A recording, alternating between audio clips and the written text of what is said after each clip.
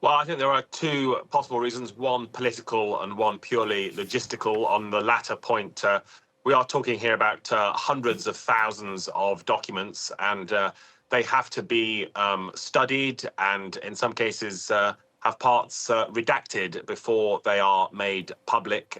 That was in the law that was passed. The privacy, certainly of the victims and potentially others, has to be protected. And there have been media reports in the US that this is a very difficult, time-consuming process. There are fears that even if all the documents came out, there would be mistakes today, some redactions that should have happened that don't, and vice versa. And then I think certainly there is potentially a political reason here. Donald Trump spent several months resisting the release of these files. They have the potential to embarrass him and some of his allies. Facing a revolt from members of his own Republican Party, he had to cave in on that. And of course, he eventually said he supports the release and he signed off on it. But even so, it's a Friday here in Washington just before Christmas.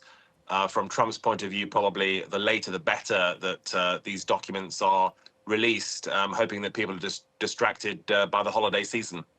Right. That's sort of what they always say. PR officials say release things Friday evening. Now, top Democrats, as we've been reporting, have said that anything but full release of all the documents is tantamount to breaking the law, kind of taking a tough tone there. What's been the reaction on their side?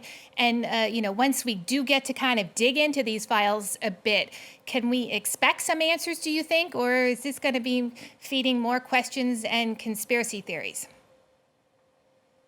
Democrats certainly are concerned because this morning, local time, Todd Blanche, the Deputy Attorney General, went on television and said while hundreds of thousands of documents will be released today, not all of them will be, and there'll be more to come in the next 2 weeks.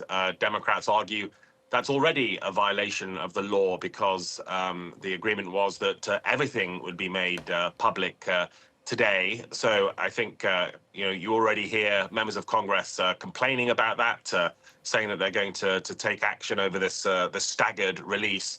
I think that will just intensify scrutiny on whatever we do get today. Will there be full disclosure? Will there be certain redactions, certain things held back?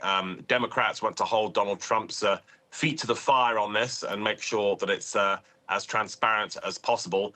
And in terms of what's in these documents, again, I think so much depends on whether there is full transparency or whether the Justice Department intervenes and blacks out certain names, redacts certain issues.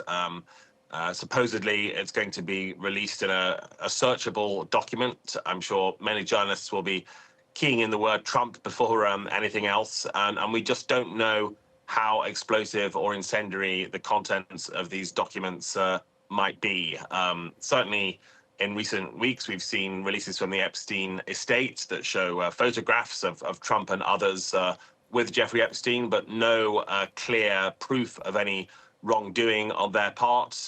Certain witnesses have denied that Donald Trump was involved in wrongdoing, but even so, I think in the next few hours, these documents will be scrutinized extremely closely.